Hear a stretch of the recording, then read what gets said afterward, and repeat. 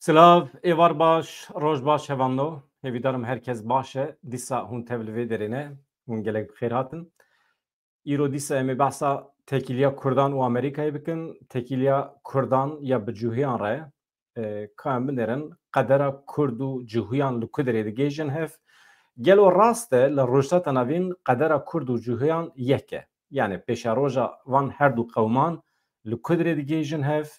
Çawa dikarin bibin yek. Gelo dijminê wan yek e, gelo milletên ku ji wan hez dike yan ji wan nefret dike yekin û em ê vê meselê nîqaş bikin. Ronî Riha hevalê me rojnameger bi me re ye. Ew bi taybetî di derbarê tekîliya Kurd û cîhoyan de hinek serwext e lêkolînan dike. İngîlîziya Ronî Riha gelekî baş e. Ew her wiha dikare ekîba nû ya Trump jî şîrove bike ka rojnamegerên dewleta Tirkiye çima ew xwesa ketine nava panîkê. Derdorên AKP di nava panîkê de ne. Ekîpa Donald Trump weke felaket pênasê dikin ka kî divê ekîbê de cih digire herçend hikûmet hê ne diyar be jî yani ekîba kabîneya nû ya derdora Trump hên tam sedî sed kişîn ne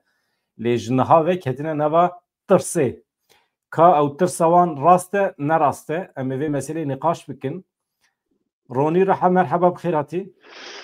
Merhaba, serseran serçavan slavriz Çawanî jote başî? jibûn hevalên me gudarî dikin an wê gudarî bikin. Baş em spas dikim, rewş bawer dikim. Baş e wisa xuya dike. Yani kîjan aliyê de rewş ber bê başî ve diçe? Berxwedan bidome rewş her du wext baş e. Berxwedan kengî bifetise dibê çi rewş xerab e. Liv û tevger kengê hebe wê demê em zanin ber bê başî ve diçe çünkü ême wextê liv û tevger tune be em weke milletê bindest li ciyê xwe dijmêrin. Liv û tevger hebe, hereket hebe, ev hereket li dijî me ve jî di eslê xwe de başiya me ye. Çünkü ancak kevirê mezin ji ciyê xwe bilive dikare guherîn pêk bîne. Yani ez jî li gel wê teoriyê me. İja Dibê fermo. tişta ku me dixe heyecanê ev haziriyên ji bo ew ye ekîba nû ya Trump îro canîkekî dîsa di ekîbê de cih digire weke balyozê Amerîkayê Netanyahu bî ew jî navê wî Elise Stefanik. Elise Stefanik yek ji wan jinan e ku di dema Serêkaniyê de li hember siyaseta Donald Trump derketibû. Li dij derketibû ku Amerîka xwe ji Rojavayê Kurdistanê vekişîne. Yani çiqas Kurdperwerin ez nizanim lê qet nebe menfaetê Amerîkayê li herêmê dibînin. Pirsekî din jî em îro nîqaş bikin.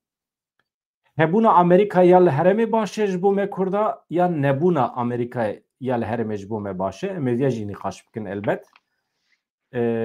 Ronî Riha em ji ku derê dest pê bikin. Ez dixwazim tu pêşî bibêjî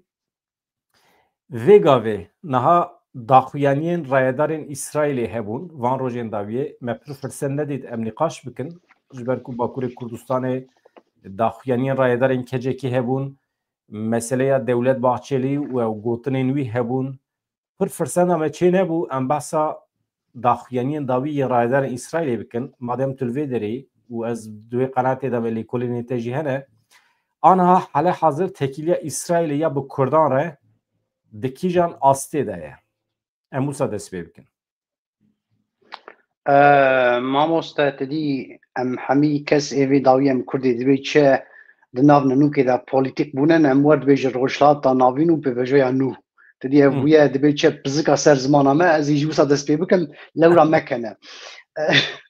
Yani ev gotin nêdî klasîk bûye rast e piştî sed salî ra tedî lozan bi hawakî betal bûye. Li rojhilata navîn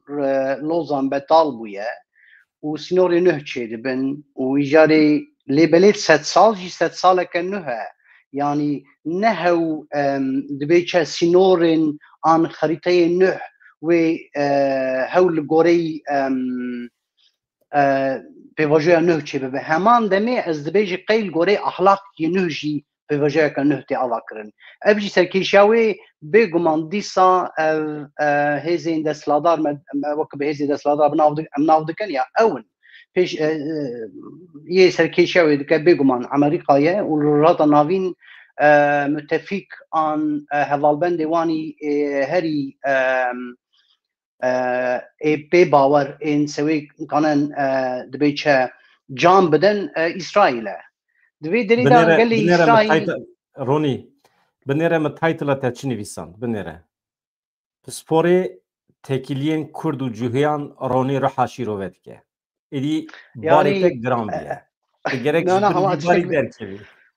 يعني از طبيعي از بسبورتي باور ناكم يعني تشاوي ابتدي افتشتي فالان تشاوشتي فالان مروبكي شيء اللي سري هبه ان كبسكريك كما الدنيا كام يروح هنيك قشمر تيجي بكن او تكستا تا خوان دما تجيف عم نكر مسألة تشتي مروف بخينا جيف عم بك اگر مروف يهبه وي عاستي تشتكي تبخينا وتكان بجيف عم بك قديا ام حمي قال لك يرودت كيفن ضاغفن ام تشناد نفسين ام هول ددن تشتين ام بخينن ام كان بجي فاهم بكن مساله چونكي جواكا روجاتا نافين دا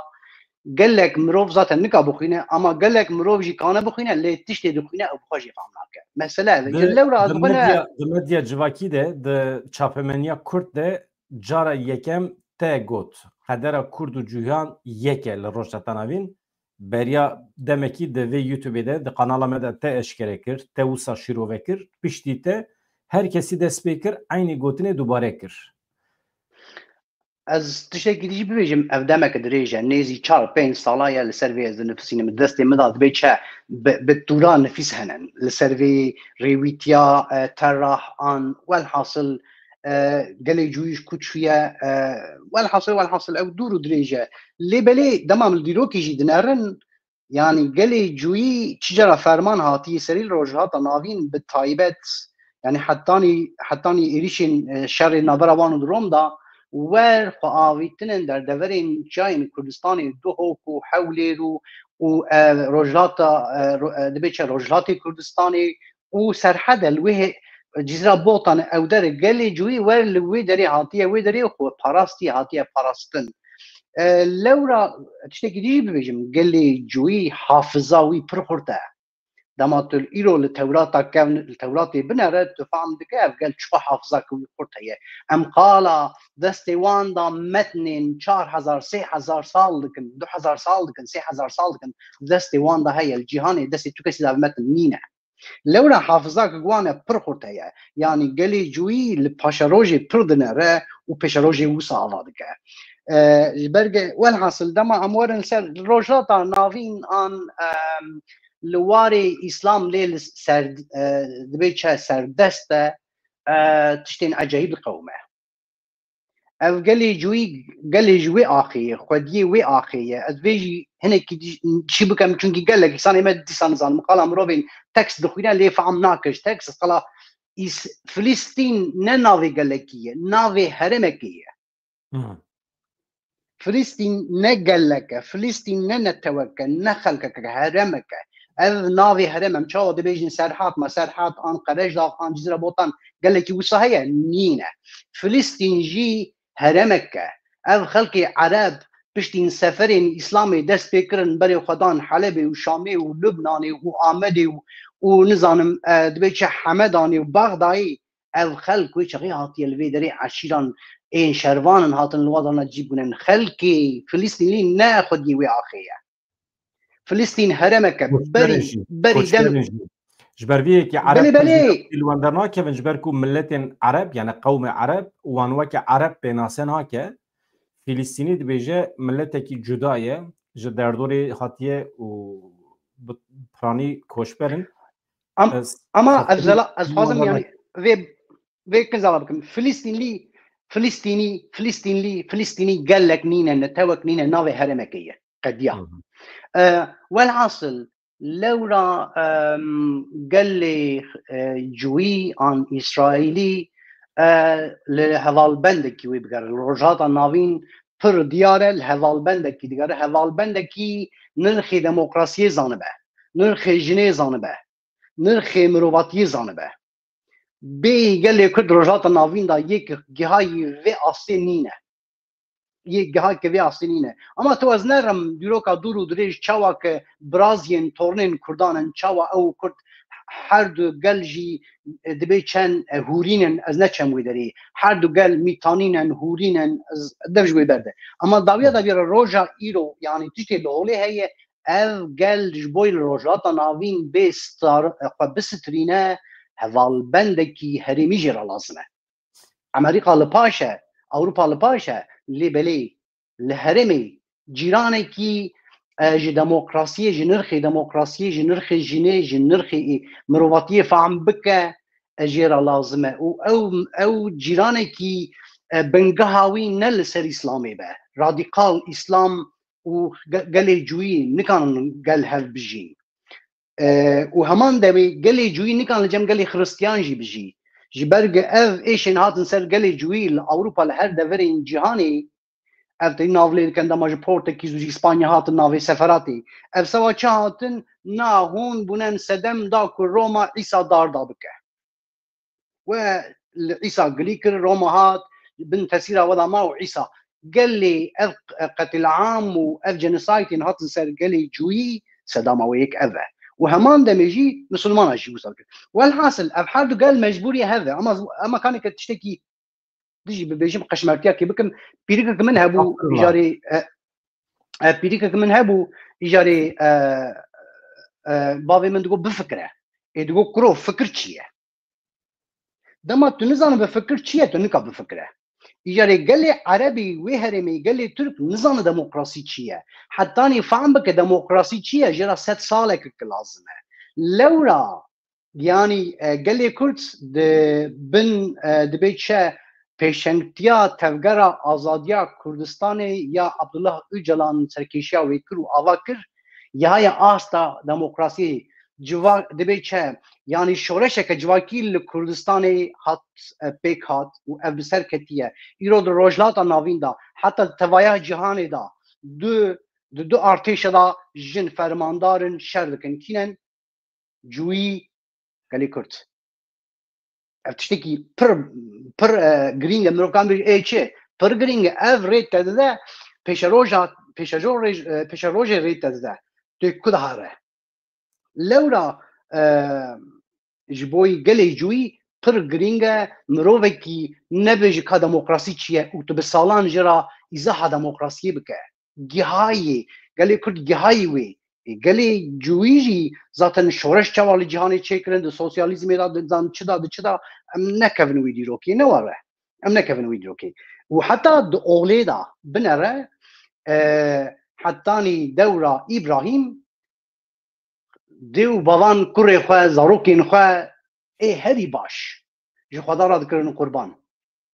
جو خدایان را نه جو خدا را جو خدایان را لی ابراهیم یکمین جار گناه از کره خناکم قربان و حق از خدا مینه تک خدا که هیه و از برانه که جرا بکم قربان تمثیلیتا کره خدا یکمین جار شورش چکر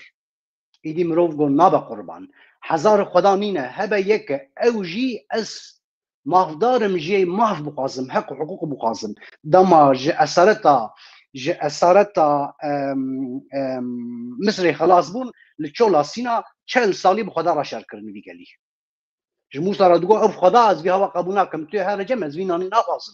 از وینانی بخوازم مادامی که خدایه والحاصل قال لك بخدا را شر کریه قال لك زانه دموکراسی يعني قال لك سر الديره والحاصل اما تشتي هري جرين ذات دمك دريجه تشابمانيا ابنت تشتكي جريزيه تدم بجا چند رو وسكي تشابمانيا اسرائيل يا ام ديفيجن ميديا جواكي وهمان دمي ميديا وان ان نتويجي تشتين بالكيش بلادكن وتشتين بالكيش تبيجه وزيري وي كاري دروي بري اسرائيل كاتس ذات هم بري اردوغان دالكت وحرق اردوغان شي ذكر قلت قتل عام سر كردا دمشينه تو ديكتاتوره تو تيروريست تو كردا قتل دكه افدمك دريجي وداني همان دمي نتنياهو جي افجداني اردوغان دو هي تو كجري كردايه لي بلي دما اف وزير كاري دروي بري اسرائيل كاتس چند روج بري دبيچه ارگاخه دوری کیکر دەوری گیدەوان سار کرد گیدەوان سار divê merasîmê da dema ev ergirt tiştekî yani Twitterek nenivîsan tiştekî axaftinekeke balkêş li hemberî çapebeniyê û dema ev ergirt weke bibêje tiştek beyan kir gelê Kurd got dostê hevalbendê gelê İsraîlî ye ev tiştekî xwezayî ye û heman demê ki pêkhatiye rojhata navîn durzî her wisa û hemî pêkhatiye rojhata navîn ji niha pê ve ew hevalbendê xelkî İsraîl ê xwezayî ye ev şoreşeke nû he ya xelkî dibe çi dewleta İsraîl hişmendiya İsraîl dayê berxwe ji ber ku hetanî niha li cem xelkên an li cem xwedîhêza bûn lê belê ew jî niha pê ve dest bi dibe çi polîtîka kikinu ez kanim bi hîn dibe çi hîn mezin bikim bibêjim şoreşeke nû yanî ev xelkê li sewa demokrasiyê sewa mafê xwe weke Elêwiyan weke Durziyan weke xelkê me Kurdê me Êzîdî weke Kurdan li ber xwe dide got ev xelk ev mirov müttefikê min in hevalbendê min in ji niha pê ve û ev bi fermî karê dibe çi berpirsyarê wezîrê karê derve Watasar ev got em nikanin vê ji rêzê birin dest zaten berî viya demeke dirêj e daxuyaniya didin çapemeniya İsraîl bi hawakî xurt her hêlê wan nexşên an xarîteyên Kurdistanê parve dike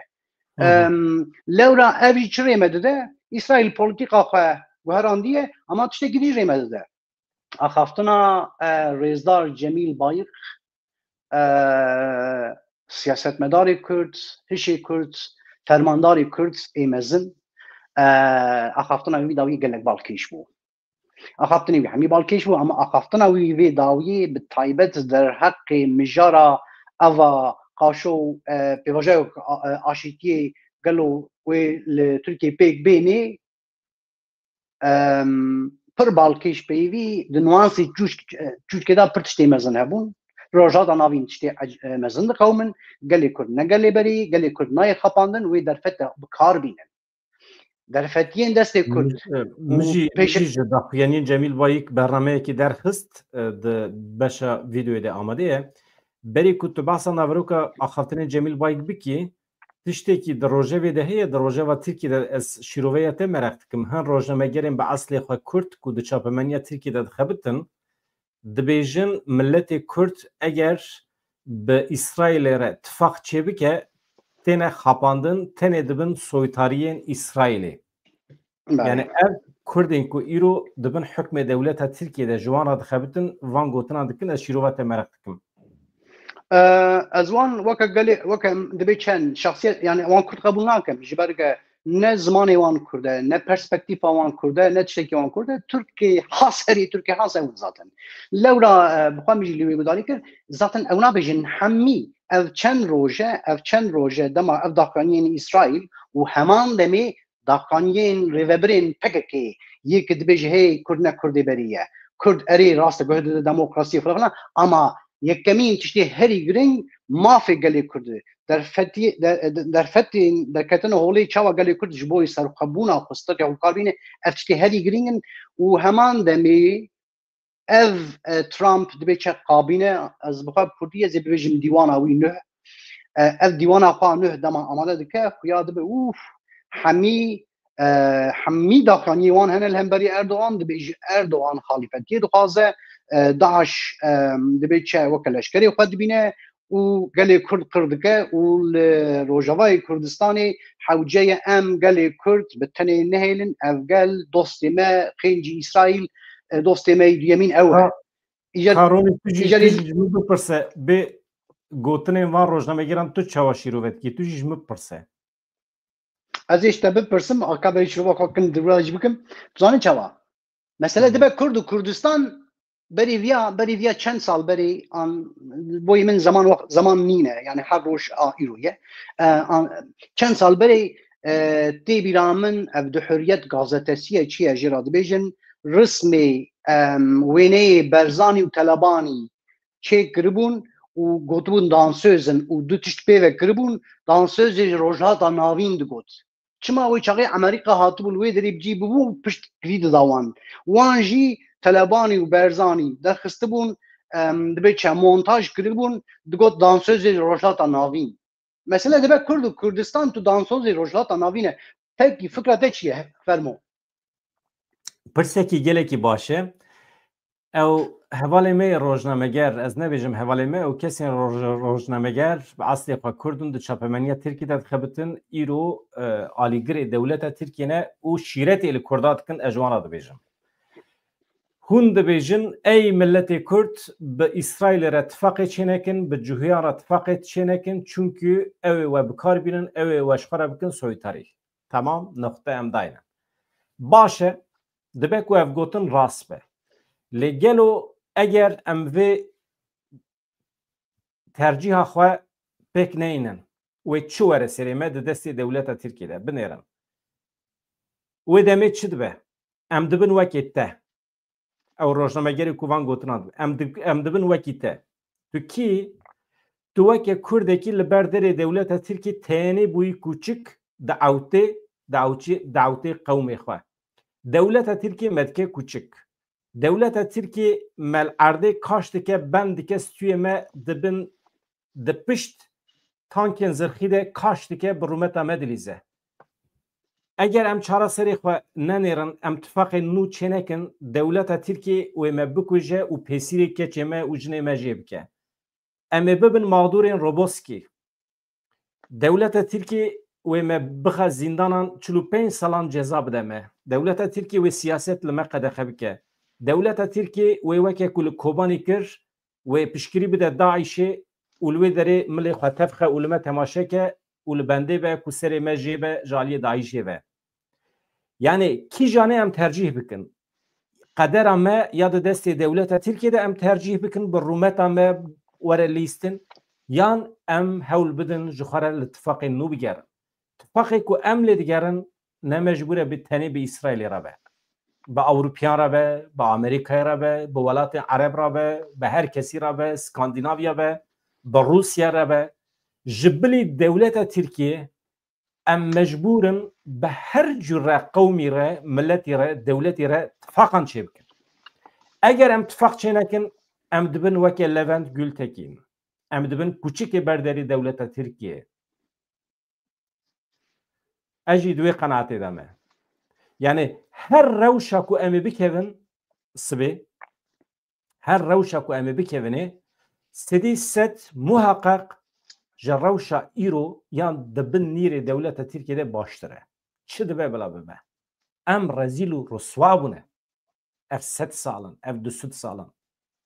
Rêvebirekî me nemaye nehatiye darvekirin, nehatiye kuştin. Kuştinekî ne ji rêzê, cenazê wan jî wenda dikin. Tiştê ku nehatiye serê milletê me nemaye. Ji ber vê yekê ew rojnamegerên ku basa soytarîbûna milletê Kurd dikin divê pêşî rewşa van 100 salên milletê Kurd bibîne û wisa qirar bidine. Destê xwe danî ser vîjdana wan eger vîjdan mabe. Rojnamegerên Tirk bi rojan e li bendê ne ku Amerîka xwe ji Rojavayê Kurdistanê vekişîne ji bo ku seha ji wan re vebe, meydana şer vebe, meydana komkujî û qirkirinê xwînrijandinê çêbe.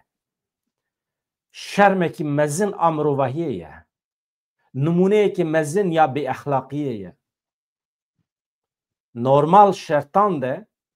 dewleta 20 milyon Kurdî dewleta Tirkiye divê xwedî li milletê Kurd derketiya çawa ku xwedî li Qibrîsê derdikeve. Çawa ku xwedî li Türkmenan derdikeve, li Azeryan derdikeve. Ji bo Qarabaxê xwe qelişandin, ji bo Qibrîsê xwe perîşan kirine. Ji bo 4 Türkmenê li Kerkûkê xwe perîşan kirine. Türkmenekî li ku dire dunyayê be bi balafirên taybet diçin wî rizgar dikin, xilas dikin ji felaketê tînin Tirkiye. Ama Kurd di çavê wan de tenê mehkûmê qirkirinê ne. Qirkirinekî ne ji rêzê, qirkirinekî rûmet şikandinê. Kurdê me diçin welatê Tirkiye ji xwe re kirine xulam, وان کارکرین دمسالی yani Türkijan aliye vel mesele bineri tam rezalete rawşa îro em di nav dane li Tirkiye acilen divê em ji nav derkevin û ji bo wî kîjan tifaq lazim e divê em bikin Kerem Keronî. Mêzeke ev çend roje te jî yanî ziman yanî carna ez jî dişopînim çapemenya Tirkî çergî Trump hatiye ser. Yani tiştin diben dibe çe mirov ji mirovutiya xwe fedî dike. Gelek qasto şîrove karin nizanim çinin hatine cem hev û ço di destanan dirîjî ekrana dikin û li ser çawa ki Trump derfet bide destûr bide em êrişî ser rojava bikin hemî weke gurên sibata zivistanê qîlbixwîn li bendenê da ku derfet derkeve em êrişî ser Kurda bikin bixwin ya Kurd yani ev Kurdê ji vê ibret negre Kurdê ji vê ibret negre ji tiştekî ibret nagre. Kurdê li siyenên Türk û nizanim çû binere û çawa weke gurên qîlbixwîn diranê xwe disûn û gelo Trumpê derfet bidime nedeme destûr bidime nemede em çawa herin Kurda bikujin em çi xwe mêrxasin. Ya em çi wextê de dijîn em çi wextê de dijîn. Ev ne normal e. Kurdê li vê keç û kurtên me yên herî bi rûmet ên civaka me derketine serê çiyê li ber xwe didin di çarçova vîjdana xwe da serî hil didin dewleta Tirkiye bi sedan balafirên xwe şer bi milyaran dolar dixe xizmeta wî şerê tenê ji bo ku biçe di wan şikeftan da di wan tûnelan da wan genç û cîwanên me ê herî bi şeref ji holê rake qir bike û ji bo tunekirina wan jî çi pîlan û proje heye ê fesadiyê ê xapandinê ê xefikê ê provokasyonê ê komployê hemî pêk dînin. Siyaseta derveya dewleta Tirkiye temamî ji bo tunekirina milletê Kurd e ji bo qirkirina wan cîwanên serhildêr ê milletê Kurd e. Siyaseta xwe ya derve tamamen li ser vê avakirin e. Mamoste nehew li ser wan şervanan e. Yani ota dibe çe li ser kalek û pîrek ke jinek ke siyasetmedarek Kurd ya Ahmed Türk sê cara bû dibe çe hat ser erkê ji bo ku bajarê xwe bi rêve bibe û gelê Kurd dibe çe dengê xwe dayê her sê cara jî ya mehekê ya du meha dibe çe hîşt li sibê ev Ahmed Türk Xwedê emirî wî dirêj bike yanî dema bimre koça xwe dawî bike wê di dilê me Kurda da hemî bibe kulek yani we nehîşt carekî were ser taxt bajarê xwe bi rêve bibe û me dengê xwe didê welhasil ev hevalên me wanê li serê çiya wanê bi rûmet şer dikin binere şera da ji ahlaq heye yani şer dikin we şer çêbû dibe çe şehîd ketin we kuştin ya bi bedena wan melîze bi namusa gelê Kurd melîze ev di şexsê wan da bi rûmet û namus û hasiyeta gelê Kurd dilîzin jinên me yê hettanî hilma xwe dawiyê li ber xwe didin şehîd dikevin dawiyê cenazê wan tînin û îjarê tazî dikin û pê dilîzin û nizane Musa dikin gelê Türk demokrasiyê nizane dijminê gelê Kurd e qanî ye lewra gelê Kurd ez vê baweriyerim gelê Kurd dibe çe kelekeke bi ser avê ketiye di meşe wê rê bibîne di rê da ye wê rê bibîne yani hevan no çima em bahsa vê meselê dikin ew kesê ku dibêjin milletê Kurd çima li ittifaqê nû digerin bersiva me ye ev kîjan şertan de bi kîjan armancî çima îro em pêdivî dibînin bahsa ittifaqê nû bikin ji ber vê ye em rewşa xwe ya îro naacîbînin em qedera xwe ya îro red dikin em li pey qederên nû ne qederekî nû li benda me ye em ne mecbûrin vê qederê rewşa îro tekîliya bi dewleta Tirkiye re jiyana bi dewleta Tirkiye re qebûl bikin em ne mecbûrin em rezîl û riswa bûne ji ber vê yekê em li çareyê nû digerin rewşa îro em dibînin ronî em derbasî mesela Amerîkayê bibin hêdî hevalê me jî merex dikin niha Donald Trump cara duyeme dibe serok û li gorî qanûnên Amerîkayê eger ev pêvajoya wî ya serokatiyê baş derbas be cara sêyem jî heqê wî çê dibe bibe serok tiştekî wisa heye îja ji ber ke du cara li pê hev nebûye lewra جارێکی بەری ببوو ناوبەردا بیە و دیرۆک ئەمریکای دا باوەڕکم ئەو سەرۆکی دویەمە جارێک تێسەریوی دبێ پاراوی ئیژار نها ئەف کەسین و ئەمزانن داڵ ترمپ یەکێ دەلۆدینە و بریارێ وی ڕۆژانە دکارن بگوهرن پڕ بەهێسانی دکارە bi dewleta Tirkiye re tifaq çêke pir zû dikare di ser Elon Musk re pir zû dikare bibe dostê Tayyip Erdogan jî ev tirs heye lê em dibînin ku derdora wî mirovên ku di kabîneya wî de cih digirin beriya niha li dijî siyaseta wî derketine û ev jî çi nîşan dide dewleta Kuriya Amerîkayê Pentagon ya jî saziyên din ên ku Amerîkayê birêve dibin Kongre Amerîkayê di nava xwe de ekîbek ava kirine li derdora Trump dor lê teng kirine yani bi tena serê xwe zû bi zû nikare biryaran bide îmajekî wisa heye û ew kesî hatine derdora wî jî sempatiya wan ji bo Kurdan heye tu çi dibînî qe agahî çi berdestê te hene ê tu îngilîzî zanî tu çapemeniya wan teqîb dikî ji bo wî dipirsim ka kî heye kî tune di ekîba Trump de Kerem Keronî mamoste ekîba xwe dibe çi dîwana xwe ekîba xwe hevalên xwe welhasil yek bi cî dikin ji nihala dibe çi eşkere dike ama bi taybet sê kesên balkêş û sê kesên di erkên girîng da cî digire hene ji wana kî ye yek Mike Waltz kî ye şêwirmendê ewlekariya Amerîkayê ev ciyê wî gelek girîng e û heman demê bi çi tê naskirin ew zelal bû hîn namzet e na zelal bûye ez neşaş bim herî daviyê min tiştê zelal e ew na ew zelal e Taybetmendiya Ronî taybetmendiya wî ji gelê Kurd hez dike ji gelê cûyî hez dike û gelek li hemberî Erdogan e 2019 da dema dibe çi Tirkiye êrîşanî serê kaniyê û girê spî û wê herêmê bi hewakî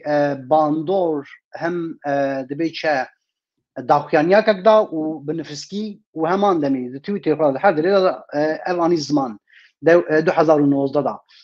hewceye em wê derê gelê Kurd bi tenê nehêlin û li cem gelê Kurd bin ev êrîşa dewleta Tirkiya li ser gelê Kurd êrîşeke aqiribûnê ye dixwaze lewra em gerek gelê Kurd bi tenê nehêle bi vê tê naskirin bi dostê cûyî tê naskirin bi dostê gelê Kurd dilxwazê gelê Kurd tê naskirin û dema êrîşên hatine ser rojava bi zimanekî tund dibe çi şermezar kiriye û bang li Trump kiriye na ev şaş e em gerek li cem gelê Kurd bisekine bi her awî li dijî Erdogan e mirovekî balkêş e ev mirovekî balkêş e û bi hewakî din yanî rojhilata navîn ew jî du gelên dostên demokrasiyê û hewceye Amerîka li ceman cî bigire yek gelê cûyî ye êdin gelê Kurd e bi vê yekê bi zelalî tîne ziman îjarê adin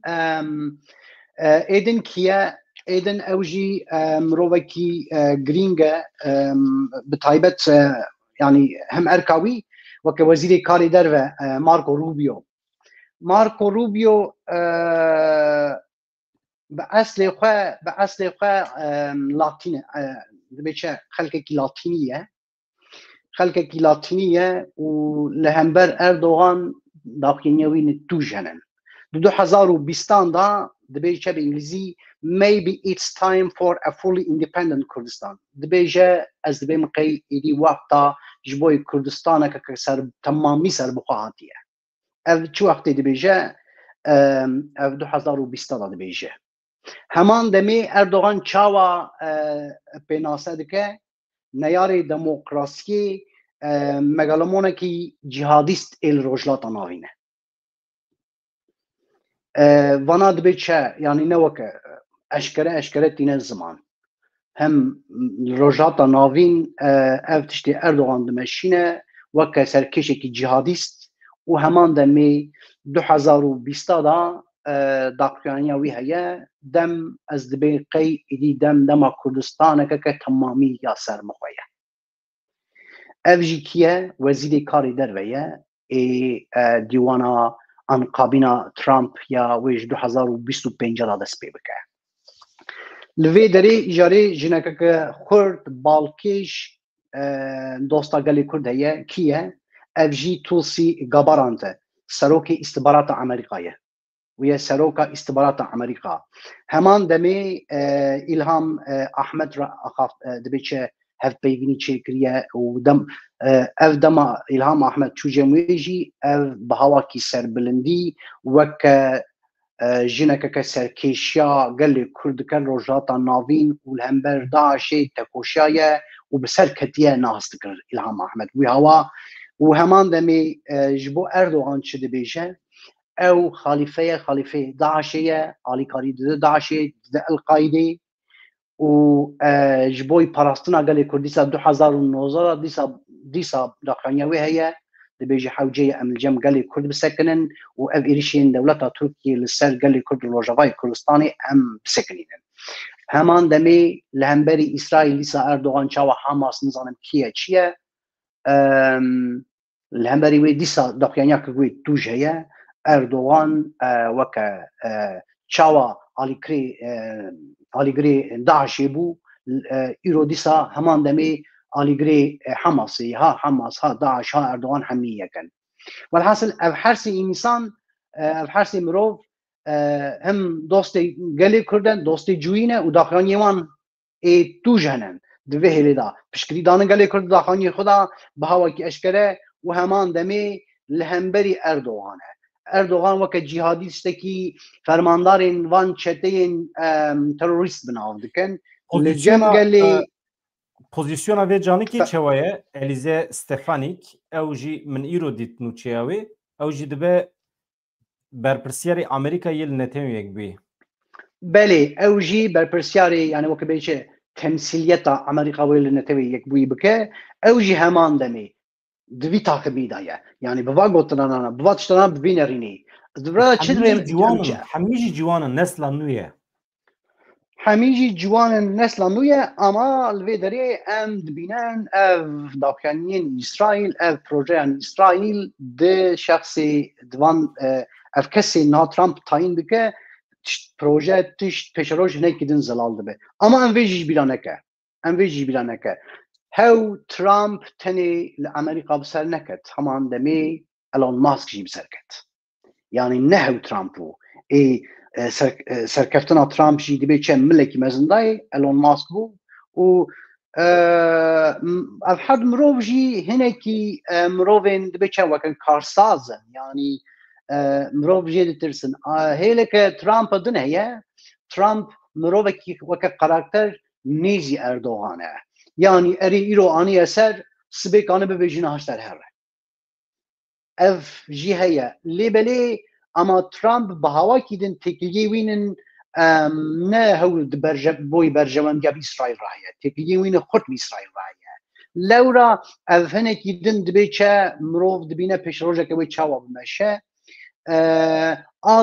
آدن زويج بكي وقت دبيچا مبني خيز بك جبوي تروكي ترامب نه ترامبي بريه ترامب جرى اولي بين صلاحات دولة بريفة دولة ناس ندكر امريكا دبيتشا ناس ندكر لورا ترامب ايشين هاتن سري ترامب جرى كيجي سوي قاصدي فلتي جرى دن سوي قاصد سري ترامب نه ترامبي بريه هدتناوي ياب نال دبيتشا لكوشكا سبي دبيتشا بسروكي امريكا رناوي بيلاكش چێبوو ئەریان بە بايدن را چێبوو مەسا تلوێ دەرێ دبینە بايدن دەبێژە ئەمێشترا دەبێتچە دەرباسبوونەکە خۆش هەر شتیشتە را ئامادە بکەن ئەوژی پڕ منەتدارە دەبێژە ئەجی ئەرێ سیاست شتێکی زۆرە لێبەلێ وەنحاصل تدوێ درێ دبینە بايدن جی زانە ترامپ نە ترامپی بەرەیە ترامپ جی دبێژە ئەزێنە ئێبەرێ بەم بهاواکی بوی داخلیا خو بوی سپاسیا خوش بایدن را دکه ها تشتکی دن گلو ترامپ چقا باوری پیدا به وی ببین نه بری اف پرسه اما تشتکی دیش بویژن بویته که بدیرو کی اگر ترامپ به ترامپ بری ترامپ بسوی خاصی هره یعنی اگر ترامپ ev hişmendiya Amerika ya li cîhanê dibê çe dixwaze bimeşîne polîtika wê ev stratejiyê heger pir zêde li hemberî wê bibe bend Trumpê 5 salê xwe neqedîn wê bi suîqastê here. Îjarê lewra Trump jî vê zane Trump jî vê zane nikane her tiştî yanî hewl li goreyî dibê çe xwesteka dilê xwe bîne ew jî wê bi pîvan gafê xwe bavêjî Trump ne Trumpê berê nikane her tiştî bike. Lewra projek Amerîka heye kêm zêde Trumpê wê temsîl bike. Hinek nuansê cûçkê dibe têda li goreyî berjewendiyê xwe li gorê hinek tiştan hevaltiya dosya bigerîne ama projekek ayetek pîroz ortaya ya Amerîka li gorî siyaseta xwe Trump mecbûr wê bimeşîne ji berge bi çavê xwe dît yana 5 salê xwe neqedîne. Ama tiştekî ji gotina xwe ji bîr neke em vê jî bibînin di dema Joe Biden de ji bo Kurdan pir zêde tiştekî neguherî. Dewleta Tirkiye di dema Joe Biden de êrişê ser Rojavayê Kurdistanê kir. Bi qasî 100 însan qetil kir. Milyarek dolar zirar da binesazî ya Rojavayê Kurdistanê. Amerika pir zêde dengê xwe dernexist. Dijberiya dewleta Tirkiye nekir. Ambargoyekî ciddî neda ser dewleta Tirkiye ama bilakîs di dema Trump de pêş fermandarê Kurd Mazlum Abdî weke general hata pênasekirin jaliyê Donald Trump ve ekîbên Rojavayê Kurdistanê bir li qetra spî ew pêşwazî kirin. İtibarek pir mezin dawan. Ev yani ez dibêjim wextê merû bide berhev bixe mêzînê başî û xirabiya wan ji bo Kurda dewra Trump mîna ku baştir be ji bo Kurda a berê. Di qada navnetê wî de nav û dengê Kurda pir zêde belav bû. Wî bixwe milletê Kurd şervanên Kurdan weke qehreman leheng pênasê kir. Li hember şapemeniyê tim pesnê Kurda da milletê Tirkiye jî dewleta Tirkiye jî weke dewletek şarrût weke serokê wan jî weke ehmeq pênasê kir û em hinek negatif basa Donald Trump dikin çima nizanim belkî jî ev em dikevin bin bandora çapemeniya Tirkiye jî ama ez dibêjim serê kaniyê netêda mesela wextê ku serê kaniyê rêda dewleta Tirkiye ji bo bikeve serê kaniyê netêda wekî din pêvajoya Donald Trump ji bo Kurdan nexirab bû ama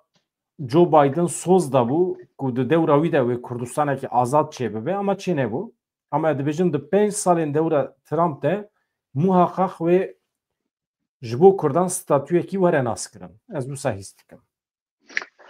Tiştek bibêjim vê derê de anha em Kurd ez dibê qey em hemî pir polîtîze bûnin em tiştekî ji fehm nakin. Em ji tiştekî fehm nakin. Tiştek heye em jê fehm nakin. Yani dewleta Türk ne çetê Daişê ye an çeta kiçîkek tu pêda bixeyî wê gura te bike. Ne wisa li hemberî te dewletekeke mezin NATO heye. Yani gelek car kane bê Amerîka lêxe û Amerîka re bivê hodî meydan. û serokê wê Erdogan mirovekî wisa ye em vê ji bîra dikin. Yani em dibêjin Amerîka bê rabe wê rabe bêrûnê wê rûne tiştekî wisa li holê nîne ev nîne dewleta Türk îro rabe wê lêxe li Kurda xe û Amerîka nikane tiştekî bike. Di demek kinda nikane tiştekî bike. Bîra meke. Ama em dibêjin yekanek Amerîka çerkir Biden çerkir. Çawa Biden çerkir? Embargo mezin ser Türkiye. Türkiye bê çekmaye, bê nefes maye, ne İsrail çekadı Türkiye, ne Amerika zê, ne kane ev jetên destê wê da hanin dibêje F-16. Ne kane wan tamîr bikin. Jetê Türkiye îdî bifirin li hewa kane bi xêncî dronê wê dibê çend wanên bên mirov. Dewleta Türkiye ji hêla hewayî da bê sîlah maye. Yani Amerika zaten embargo mezin ji hêla çekada dayî ser. F-16 tamîr nake yek. Ev adın derketiye ev ya nüh wê nadê û bi tuha wî sîlaha Amerîka nade Tirkiye û heman demê İsrail îdîn nadê û welhasıl gelek deverên Ewropayî îdîn nadê. Yani em vê ota nebînin em nikanin bixwînin. Ya û adî em nebînin na çima tiştekî Tirkiye nekir. Amerîka nikanin hemberî Tirkiye rabî rojata navîn cepakî nû veke lêxe. Tiştekî wisa nîne Amerîka yani em fakat Trump kane carcarna. Mirovekî wisa te goya delodîne. Trump'ê kane bi carcarna. Ama Trump'ê kane bi carcarna li Kurda jî xe. Ama Biden ev siyaseta Biden siyaseteke dem dirêj e. Projekek wî dem dirêj heye. فقط باي ترامپ د پروژه دم دريج دا چوقس دبيچه باوري پی و نه دیاره اما یک جی راب نکان رابل کرداقه تشت رابل ترکیه تشتکی وسا وقتا ام وی خن ام نگین وی ام وی نبینه ام قد خابینن يعني دولة ترك امبارغو مزن لسر هي دولة ترك كان نفسي بقرا هاجر دولار سري وي بارده دولار بويا حسبك كسري وي قلت ناخذ زبره دولار ندجي قضايا دولار الدقات ببه يعني دولة ترك ريل دولار قلت بهواكي دبيتشا بريشان دكان نايل دولار زرابه والحاصل يعني دولة ترك هين شي ورسلي دولة ترك البره الكشاندنه لورا غازي الكرداد دك دبيجي كاوره وجي دقوت نظام تشي ودقام دولتي نافازن ايدي دكاوره ببيجم دولتي نافازن امزمش لما كتي في تنجي بروجي روجاتا نافين دمشا تشتي ازوت نظام دولة ترك لي حاكمه د پاش پرده دا کی بکرا گوتیه چه پروژه چکری همی دولت ترک او هي زاويه استخباراتي هي خود بكيني لما باللز بخار ولز دخوازه زو بهواكي هم يا كردا بينن هم بريهر يا بالشرف وحسيتك هناك هلا بالليزن وبهواكي در باكر قال لك ها انت قلت يا بايدن قلت زي كردستان كتي عمري مني به كردستان كي باوي من كرد جوير انا امادن پرچبونا كردا بنره يعني ازي ببيجم ازي تبكم دلو حرشي موطا تو از ناخوازم وتل هم بري هر شهر بك ويقل وهلا بسري بمشينه ويقل وهلا بمشينه خلك اشتراك شبكه حوجيه تو هناك جيرا اماده به داك هوال بندن اليته بكن وبتاف هف رابن مثلا كرد اما از بينم كرد هدي جيرا اماده دبه لبلي تركيا بلانك نخستي دوري شاوا اتاتürk در کت سفر ارزروم سیواسی کنگره دست پیکانی دست خادریجی کردا کر داک کرد رول کی نلیزن و نبن خادستاتو ایرو باخچلی در کتیه هولی هگر دوی دری دا ام درباکی نخون اما الهولی تشتی خویای ریوبرین تفگر آزادی کردستانی دوی چه وی خوش دخوینن رونی هم هنک باسا تکیلین ترکیه و امریکای بکن و باسا و پیواجویا داوی بکن یاکو جالی باحچلی و هاتو بود اسپیکرن نها ترک چما اکیبا دانالد ترامپ وکی فلاکت دبینن؟ فلاکته جبرگه چونکی بنا حمیل هم بری اردوغان داکانیوان سرتن میدانی دخینن اردوغان تروریسته اردوغان سروکی داعشیه اردوغان گلی کرد که دبیجه اردوغان دجمنی دموکراسیه مثلا دبیچه مارکو روبیو خلقه کی دموکراته انسانه کی جکوبایه يعني بحراوي اللي هم بري اردوغان دخوني وسرتن لورا چونكي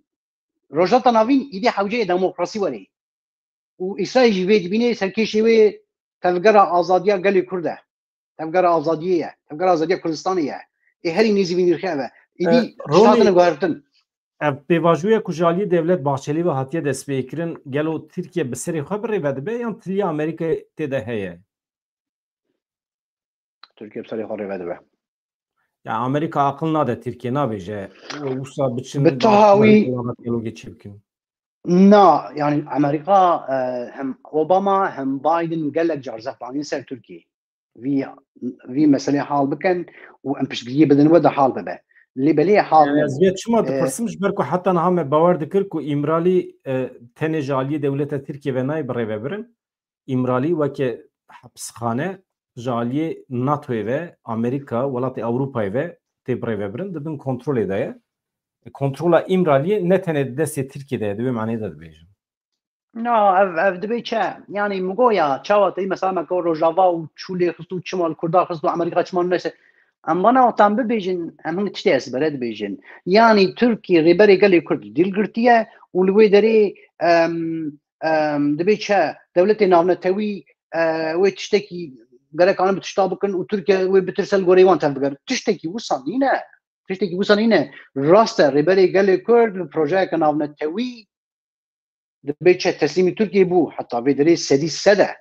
حتى بيدري بشكو جمانه اللي بلي يعني هزا دولتي ناونتوي تركي هقصنين صادج دبيچه كانت شبكه ريبدنبر يا نظره خدا في شبكه الهاف بين فلان وفلان اما اردوغان دركتيه هولي دبيج از ناتو نرخي اوروباي نرخي مروفاتيه نرخي ديمقراطيه نرخي جني نرخي خوزاي نرخي تشي الناس ناكم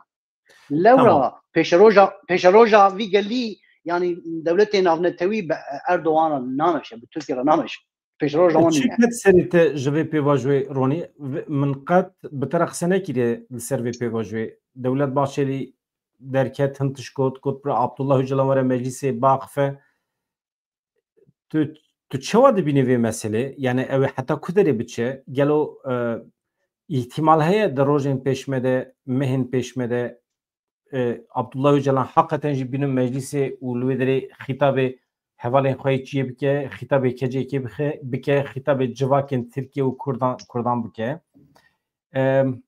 Duh Qadir Amaç tiştekî balkêş got, agahiyên ku ji derdorên AKP girtiye, min axaftinê wî ê di bernamê de min kin kir bi qasê 13 deqe vîdeoyekî taybet weşand. Qadir Amaç dibêje min rast ji merkeza wan agahî girtiye ku herî dereng di nava 10 rojan de Abdullah Öcalan wê biaxife.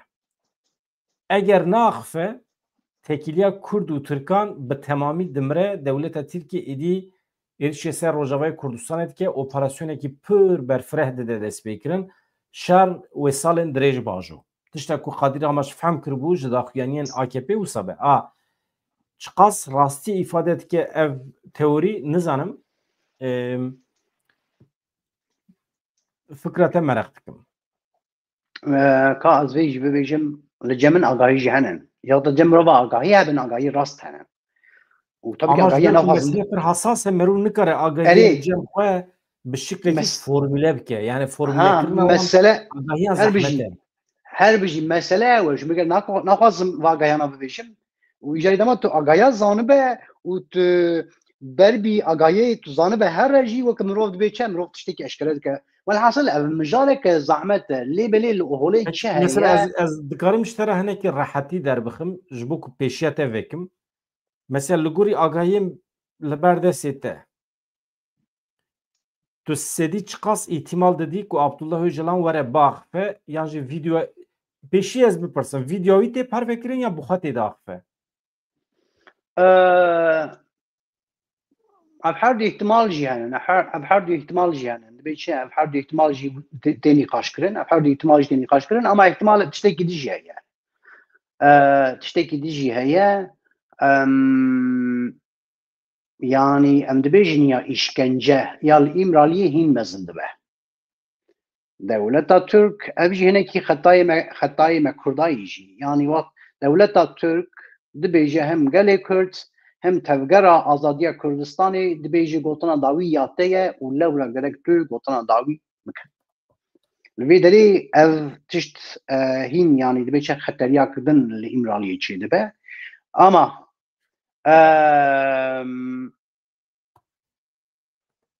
Yani bi qasî ku mişte fehm kir anha li îmraliyê zextekî pir mezin heye. Belê pir. Mücadeleyekî pir mezin heye. Ji bo rêbazekî bibînin ka gelo biaxife naxife. Eger biaxife ew ê çi bibêje? Gelo Abdullah Öcalan wê behsa meseleya Kurd bike neke. Yani rêbazên çareseriya pirsgirêka Kurd ku em hemî dizanin. Yani tiştekî veşartîn ne? Yani rêw rêbazên çareseriya doza Kurd min dîsa vîdeoyekê ser wî çêkiribû ne deh halên girîng hene. Yani Kurd û Kurdistan di destûra bingehîn de were biciyêkirin. Kurd û Kurdistan weke suç neyê dîtin, hepsî werin berdan. Yani tiştekî wisa were dîtin ku rûmeta Kurdan pê neşike. Gelo Abdullah Öcalan da axaftinê xwe de behsa van rêbazan bike yan çawa ku Dewlet Bahçeli behs dike ew sirf behsa rêbazên tunekirina PKK bike. Ev mesele ev e jî. Yani ji ber vê mesele ji ber ku hesas e mirov ne dikare bikeve navê ne dikare ji nav derkeve. Na ma mêtêkevna feqet nakevne tu zanî çawa. Na îro ser ez vê qey yani ji min re bi taybet ji min û te re wê nabe em bibêjin ya rêber apo wê wisa bibêje ya wê wisa nebêje. Nizanim wê çi bibêje. Tiştê zanim li wê derê berxwedanek heye. Ama tiştê em zanin tiştekî dî jî heye. Tekiliya rêber apo û tevgera azadiyê ya vî hawî heye. Ama tiştekî dî em zanin çi ye daxwaniya nuansê cûtkê de heta tiştî zelalin. Bahçeli çi dibêje yani bıkkın kim tam gotuni bes bere beke ne bişim yani madem ki vusaya ya tu vere bi serê xwe bibêjim min tas şekir divê de da divê çe belê yani nîqaşek nav gelê Kurda û dibê çe tevgera azadî û rêbera da heye nîqaşek heye hinek alî bi hinek tişta îkran nebûne ama adin dibê çe herî dawiyê baxçelî dibê çe ama herî dawî divê de ya amade bin dem hatiye dibê video ew do parvekir bawerkem do varî parvekir reklam çekiliye ama tu dibêjî wexta dibêjî amade bin dem hatiye tabii servê mijarî zaten ban servê mijarî zaten servê mijarî du video parvekir yek do parvekir yek berî wê parvekir dibê çe de hesabên mehebê da parvekir ama insanekî ew xwast xwedî tecrübe binêre Ronî yani em basa insanekî ji rêzê nakin em basa Abdullah Öcalan 5 sale rêxistinekî bi rê ve dibe ku li rojata navîn ev rêxistin her ku diçe mezin dibe li ser piyane û yek rêxistina herî mezina cîhanê ye jî mer dikare bibêje û ew jî li coğrafyekî wekî ya rojata navîn 5 sale li ser piyan maye yani qadrîn ku perwerde kiriye gihandiye û pir bi hêzin jî bi quwetin jî bi dewletekî wekî dewleta Tirkiye re serî dikişîne yani ne hêsane însanekî li gorî kriterên Abdullah Öcalan di asta de çawa dikare gotin bike û gotina wî neyê cî yani ew balkêşe yani ya mesele zaten heta ku muhatabê xwe mesela muhatabê wî qandîle ne ew bang li qandîlê bike bang li hevalê xwe berê bike muhatabê wî heman demê gelê Kurdî jî otayro gelê Kurd jî qayîl nebe tu evî zehmet e îjar ew bangekî mesela çawa dikare bangek bike ku bizanibe ku banga wî nayê cî ji bo ez îhtimal pir nadime yani heta muhatabê xwe nexe garantiyê heta ku bi muhatabê xwe re yani bi qandîlê re guftûgû çêneke zelalî netbûnekî çêneke pir zêde xwe pêşaroja xwe kariyera xwe ya siyasetê pir naxe riskiye dibêjim ya tiştekî got dibe were cî derfet bidime ez pênc deqa tiştekî wa berbihev bikim mêzeke li Qayyûmê dawiyê bine re yek avît ser Halfetiye da ew avît ser dibê çe ew Peyamûj Öcalan ra Qayyûm avît li ser Mardînê da ew Peyamûj siyaseta Kurd ra a li Tirkiyeyê Qayyûm avît ser Batmanê da û heman demê dibê çe di kuraya wê da jî ew Gulistan miroveke li Kurdî xwedî derdikeve nêzî nizanim xeta dibê çe tevgera azadiyê ye û welhasıl avîtin ser yek avît ser PKK da yani li gorê xwe peyamdan dibê çe çiya Qendîlê temsîla jinan e em wisa bêjin temsîla jina Kurd ya ez vê gotin ev gotin pir min biborîne gotin pir erzan e normal jina Kurd serî netava gelê Kurd ama mesele vê da piştgirêka Kurd û Kurdistanê jina wî mêrê wî zarokê wî kevirê wî axa wî ne ye yani ev gotin êdî mi değişîne yani çünkü medî siyasetmedarê me jî wisa şirove dikin dibê avîtî na bavê min haya wî ji zilamê Kurd jina Kurd axa Kurd haya wî ji tevaya Kurd heye haya wî ji tevaya Kurd heye ji ber ev gotinên ezbere wexta em dawî lênîne mala me xerab bûye yani hevan no tişta koronî bas dike rêxistinên me yên jinan dema daxuyanî dinivîsînin dibêjin dewleta Tirkiye ji ber ku li dijî jinan e Qayyûm avîtiye ser şaredariya ku jinekî seroka wê ye ji ber vê yekê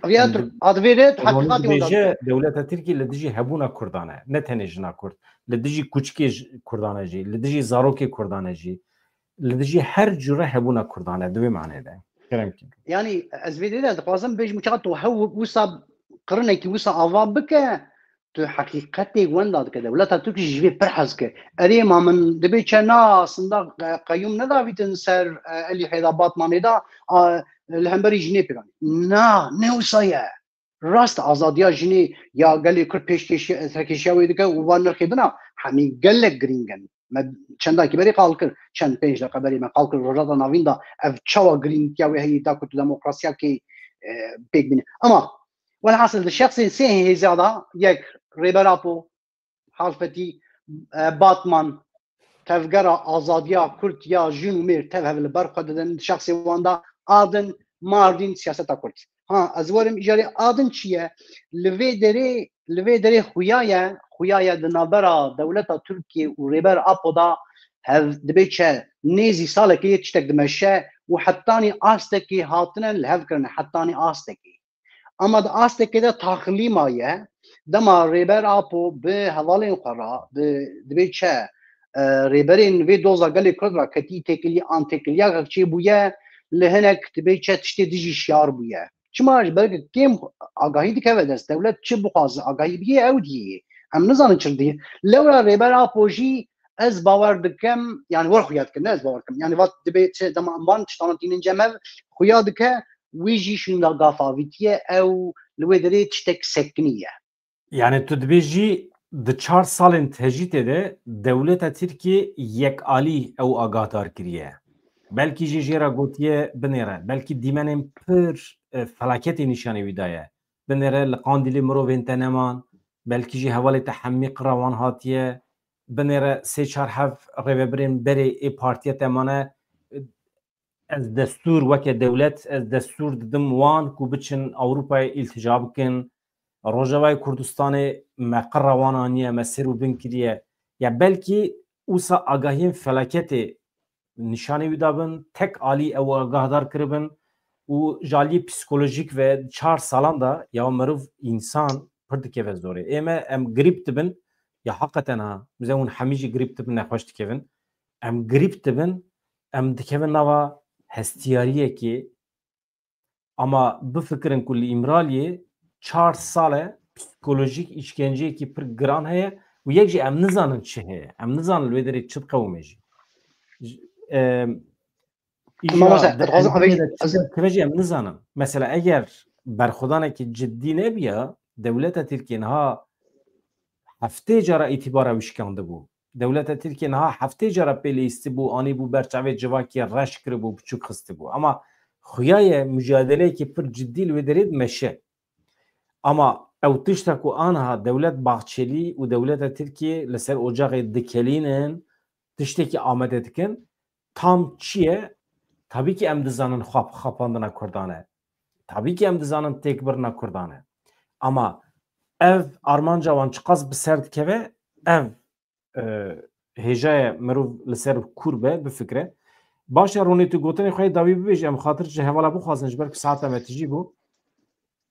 مامۆستا هێجا دەستپێکی سپاسیەتە دەکەم ئەوە نیقاشە پێکانی لێبەلێ بنەرە یان ئەم دەبێت چه ئەم دەبێت چەجیتی سەر ئیمرالیە هەیە ئان زمانێکن ئیزالاسیۆن تێ چمانی ji her tiştî mahrum e yanî dewlet çi bixwaze wêya gayê te ez vê jî bibêjim yanî dewlet niha nan jî kontrol dike kîjan nan çi qas demdirê ji bo xwe wê çi qas xesarê bidivî yanî patat 20 sala tu bo xwe çi xesarê dide te دبی چه نزانم چی بخواه وانا همی دولت ترک کیجان نوت کیجان کتابی وی بخینه وانا همی به پروژه که مزن دچه ایمرالیه یعنی همی هاتیه پیوان ev Portugal çibandorê li ser bike evnan 2 sala bixwe wê çibandorê li ser bike çibandorê li ser neke wana lewra em cana ku nafikirin dîl hatiye girtin mirovekî di rojhilata navîn da dibe çe divê qirêja rojhilata navîn da gulekek derketiye holê navgelê Kurda rêber Apo Abdullah Öcalan lê mixabin dîl hatiye girtin mixabin dîl hatiye girtin bala te bikişim ser wê yekê ku hem Besî Hozat hem Cemîl Bayîk pir bi taybetî basa tenduristiya wî kirin basa siheta wî kirin yani gotin dewleta Tirkiye bi siheta wî dilîze bi tenduristiya wî dilîze em vê yekê tu car qebûl nakin heta Besî Hozat got rewşekî wisa çêbe yani eger hûn bi siheta wî bilîzin em ê Tirkiye ser û bimikin ve Türkiye Cumhuriyetî gol holê nemîne yani tevê manê ku PKK hin tiştan dibihîse di derheqê tenduristiya wî de از باورم زیاده بیشتر یعنی tabii ki بیشتر در دوره هنگ آگاهی توپ دکن لیبلی مگویا دولت ترک یعنی چه نانوی بخواه و چه قاس دریج بخواه و چه قاس زو دبیچه و یارج ام بیژن پروبلم قلب لیچه که عادل لیچه که آن چه قاس وی باندوری سرشی وی بکه آن سر وا بکه وانا همی هاتن بیوان و 25 ساله دکونا که ev kes li ser hişê xwe ye li ser niyê xwe ye ama tiştekî din gotina dawî ez biqedînim dewleta Türk bi heman demê jî pêşiya da ye ya bi rûmeta wî bilîze ji ber cemgelê Kurd pir pîroz e û ya jî wî û rêxistina wî bînin hemberiyê hev di nav Kurda da aliyekî din ava bike. Ama Cemîl Bayik pir vekirî got nîqaşa ku hatiye destpêkirin eger bi armanca çareserkirina doza Kurd û Kurdistanê nebe em nakevin navê. Tenê bangên ji bo teslimiyetê me eleqedar nake. Em ne muxatabin. Ême em rêxistinek ji bo armanca çareserkirina doza Kurdî em derketine çi em ava bûne daxuyaniya wî heye a Cemîl Bayik ji ber vê yekê dibe ji dewleta Tirkiye re jî dibe ji miletê Kurd re jî dibêje ême daxwazê miletê Kurd kifşe di holê ye ew daxwaz heta ku nêcî sebebê avabûna PKK heta ji ortê nê rakirin PKK tu car ji ortê ra nabe dibêje Cemîl Bayik. Gotina dawiyê bikim xatir te bixwazim daxuyaniya Rêzdar Cemîl Bayik û besê hozat ên vê dawiyê pêşerojekî ji rê me dide gelê Kurd yani rêxistina azadiyê na wê çongê sewa çend tiştên erzan danîne û pêşerojekeke ji gelê Kurd re projeyekeke dibe çend ber çava derketiye holê. Binêre gavadin me şîroveyekî kir di derheqê wan kesan de ku dibêjin Kurd çima li tifaqekî nû digerin ha bi İsraîlê re ha bi Amerîkayê re me tiştekî kem hîşt ew kesên ku bi taybetî derdorên çepkir mesela derdorên İslamîst dibêjin çima Kurd bi İsraîlê re tifaqê çêdikin derdorên çepkir jî dibêjin çima Kurd bi Amerîkayê re tifaqê çêdikin ew gotinê ku gavadin me kirin îcab nake ez dubare bikim ji bo wan hevalên me dostê me yê çepkirê jî ku gilî û gazincan dikin dibêjin çima Kurd bi Amerîka re ketine nava tifaqekî. Arkadaş, yoldaş, emekçi ez bi Amerîka re weke millet nekevim tifaqê halê min li cem dewleta Tirkiye kifşe ye. Statûya min li cem dewleta Tirkiye tenê kûçikbûn e, tenê mirin e, tenê rezalet e, tenê cesed e. Hebûna min ya cem dewleta Tirkiye tenê wan torbê zer e. Dewleta Tirkiye bedena mirovan tazî dike. Qûna insana tazî dike davêje orta çarşiyê. Ji ber vê yekê hevalên me yên çepkir, hevalên me yên İslamîst qala tifaqên nû yên Kurdan hekin rêz û hurmet bigirin ji biryarên Kurdan re. Bi kî re tifaqê çêdikin bila çêkin heqê wan e. Çünkü dewleta Tirkiye şansê xwe hem li Kobanî wenda kir, hem li Tirkiye wenda kir, hem di pêvajoya çareseriyê de wenda kir di sala 2010 heta 2016 de bi her awayî hemî şansê xwe wenda kir. Herî dawî jî dema ku revebirên HDP avet hepsê dema ku endamên HDP avet hepsê û hê jî davêje hepsê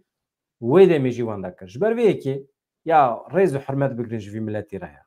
Bêhêlin bila vî ev millet tifaqa xwe çêke.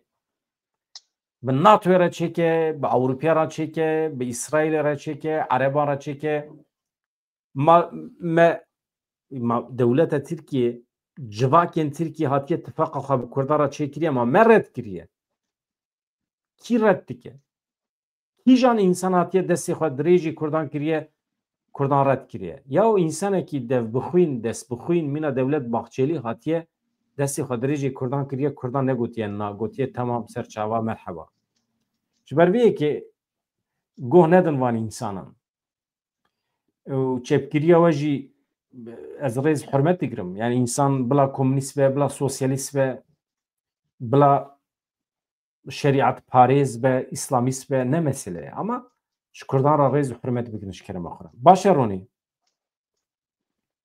سپاسیت دکم مامۆستایج من گۆتەرێ و سپاسیت دکم ئەو دبە دەرەکێ داژی دەنگێ من هەنێکی رابووبە هەم لێبۆرینێ ji te dixwazim û him jî ji hevalên dostê min temaşe dike ev mesela tedî jinê û batmanî çunkî ev demek dirêj e ev pir çî dibe ew ne li hemberî te bû ew li hemberî di raya giştî da wer ev gotin tibe li hemberî na bavê min na bêzeke deka îro rêberê gelê Kurd bi rêz Öcalan bibêje piskirêka Kurd nemaye Kurd jî Türkin û bira proja Kurdistanê nîne zaten bahçelî dibêje werem te berdin dibê werem te azad bikin Mana dengê Kurdistan tiştê ku dronê ew tiştê ku te gotin roja daxuyaniyê min di bername xwe mi vê derê de got min reaksiyon nîşan da. Çünkü mi bixwe xwend tê de dibêje dewleta Tirkiye ji ber ku li dijî jinê qeyûma tayin kiriye. Ez dîrek li dij derketim got tiştekî wisa ne ye. Yani dewleta Tirk li dijî jinê jî li dijî her tiştiyê jî. Madem ki li dijî jinê çima naçe şaredariyên navçeyên İzmîrê deste ser nake. Dew heye mast heye û çaqil mast heye. Çaqil mast navbera dew mast da serê me bûye çaqil mast. Ronî tu dengê xwe çiqas dikarî bilinkê û ez ji axaftinê te jî hez dikim şîrovê te jî heqeten tu heta lêkolîn nekî heta agahiyekî zelal berdestê te tune bêjî tu nayê tevlî bernamê nayê mesela ev çend car eştera dibêjin were em ji xwe re sohbet bikin zindî tu ne amade bî tu dibêjî ez ne amade me tiştê nû ku ez bidim hevalan tune ye ji ber vê yekê tu li min bibore ez nayêm ama wextê tu tam amade dibî tu lêkolînê xwe pêk tînî li ber destê te agahiyekî zelal hebe tu dibêjî temam îro me bigire ekranê em ji xwe re sohbet bikin ew aliyê te xweş e ji ber vê yekê ji hevala re dibêjim wextê ronî rihal vê derê bû godar kin ew vala nehatiye ya xwest propaganda te bêst ronî والله سلیم ya ezmana weke çiye ya girî bi xatirê we hevan no hêvdar hûn başin hadî çi dikim bikim bila bidê we